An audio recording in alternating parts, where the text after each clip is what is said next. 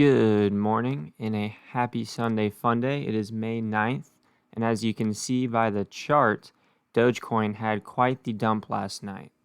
Now I'm going to keep this really simple. I'm going to keep this really short and show you how you could have actually identified this bearish edge and known hours before Elon actually got on stage on SNL that this was very clearly going to dump. Now, most people, they're watching the media coverage, they're watching the hype, and they're FOMOing out of their mind. And what is more important than actually following the trend is understanding trend reversals. So I'm going to show you exactly what I'm talking about because it was very clear to anybody that understands technical analysis. There was a clear edge to the downside.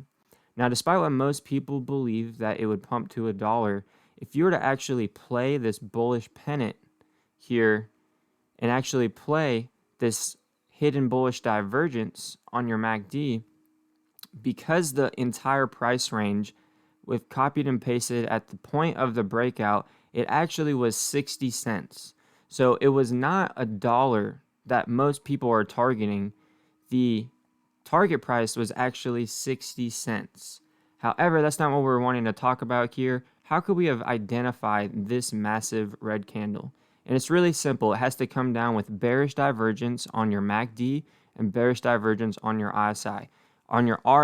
And these are very clear on the daily time frame. So what am I talking about when I say barely divergence? Essentially, here on your positive momentum MACD island, you have a high in price before you have this sell-off and consolidation period. And then when you finally get a pump and it tops out, on the MACD, you have a very clear lower amount of positive momentum. And the same is true and even more discernible on your RSI.